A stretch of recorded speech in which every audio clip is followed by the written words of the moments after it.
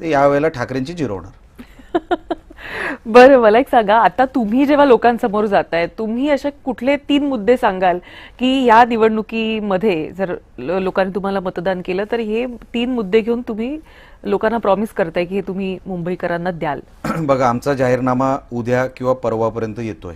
त्याच्यामध्ये स्पेसिफाईड म्हणजे हाऊसिंगला काय, SRA मध्ये काय, रोड्स, इलेक्ट्रिफिकेशन आणि बाकीचे जे सगळे मॅनिफेस्टोमध्ये येतात ते सगळे मॅनिफेस्टोमध्ये आम्ही ते विषय उद्या किंवा परवापर्यंत मुंबईसाठी बाहेर पडतील. आणि जर तुम्हाला आठवत असेल, आम्ही जेव्हा विधानसभेला पण उभं होतो आणि लोकसभेला पण उभं होतो, आम्ही मॅनिफेस्टो फॉलो करणारे लोक की हा विषय झाला, तो विषय झाला, आता मेन ट्रॅफिकचा विषय आहे, उर्वरित इन्फ्रास्ट्रक्चर आहे, अनेक जोड रस्ते, रिंग रोड मुंबईला गरज आहे. कारण का मुंबई आता किती जरी तुम्ही मधून रस्ते काढायचा प्रयत्न केला तसा अशक्य आहे. झोपडपट्टीचा फार मोठा प्रश्न आहे, पाण्याचा फार मोठा प्रश्न आहे.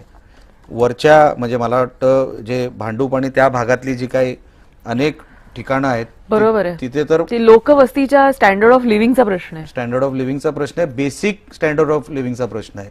तर हे सगळे विषय ज्यांच्याकडे देण्याची क्षमता आहे अशाच लोकांनी निवडून दिलं पाहिजे. विषय भरपूर आहेत मुंबईचे. ह्यांच्याकडे पण जेव्हा 2.5 वर्ष मुख्यमंत्री पद आलं होतं, हे भांडत बसले कारशेड इकडे असावी मेट्रोची की तिकडे असावी. बरोबर ना? आम्ही त्याचा रोडमॅप तयार करणं, त्या रोडमॅपनुसार मुंबई हे 21व्या शतकातलं दिसण्यासाठी काय करावं लागेल, त्या सगळ्या गोष्टी आम्हाला इम्प्लिमेंट कराव्या लागतील. एवढा मोठा जो आम्हाला मॅन्डेट दिला लोकांनी विधानसभेला, तो मॅन्डेट आणि आता महानगरपालिकेमध्ये आम्हाला मॅन्डेट दिल्यानंतर इम्प्लिमेंटेशन होणारी कामं जी तात्काळ अर्जंटली करायची आहेत ती होऊ शकतात. जे प्रकल्प अडकलेले आहेत, काही ज्युडिशरीमध्ये अडकलेले आहेत, काही कुठल्या तरी डिस्प्यूटमध्ये अडकलेले आहेत, हे सगळं बसून नियोजन जोपर्यंत करत नाही ना, आणि तसं वजन वचक असणारी एक वरती लोक बसलेले नाही तोपर्यंत हे होणार नाही. हे होणार नाही. माझं काम आहे आणि म्हणून मी हे केलं पाहिजे असा बसणारा माणूसच तुमची सेवा करू शकतो. मी कोणतरी आहे फार मोठा मालक तुमचा म्हणून मी सेवा करू शकत नाही. मॅनिफेस्टो नंतर भूमिकेत गेलं पाहिजे असं म्हणणं, सेवक ह्या भूमिकेतच गेलं पाहिजे. इथे कोणी आता तसं लॉर्ड माउंटबेटन नाही राहिला. तुम्हाला जमिनीवर उतरूनच काम केलं पाहिजे. तुम्हाला लोकांना काय हवंय त्याचं प्रशासनामध्ये रूपांतर कसं होईल, त्याची टेक्निकल अडचण दूर करून तुम्हाला कसा तो प्रकल्प असेल किंवा तशी सोय तुम्हाला लोकांसाठी उपलब्ध, त्यालाच विकास कामं म्हणतात ना.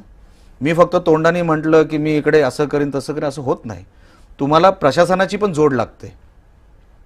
कोस्टल रोडमध्ये जसं मी तुम्हाला उदाहरण दिलं, कोस्टल रोडमध्ये प्रशासनी टेक्निकल अडचणी आल्या पण ते दूर करावे लागल्या. परमिशन्स असतं, प्रशासकीय मान्यता असते, हेड खाली पैसे नियोजन कर, केंद्रातून पैसे आलेले आहेत. नुसतं काय तेव्हा हे म्हणतायत म्हणून पैसे आलेले नाहीत. केंद्र सरकारने त्या प्रकल्पासाठी पैसे, अच्छा ती जागा रिक्लेम करावी लागली. आता ज्याला रेक्लेमेशन आपण म्हणतो त्याला रेक्लेमेशन का म्हणतो, ती जमीन पाण्यातून रिक्लेम करावी लागली आम्हाला. आणि म्हणून तिकडे आता जे काय तुम्हाला ब्युटिफिकेशनची कामं दिसतात, रोडची कामं, तुम्हाला ब्रिज वगैरे, हे रिक्लेम करून झालेलं आहे.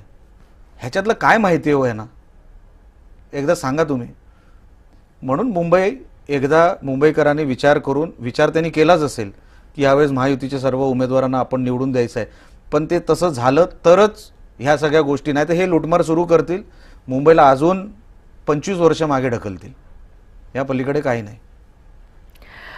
मला असं वाटतं की तुमचं पण एक विजन आहे मुंबईला घेऊन. अनेक मुद्दे तुम्ही फार खोलात जाऊन मांडता. अभ्यासू वृत्ती तुमची नक्कीच या आधी देखील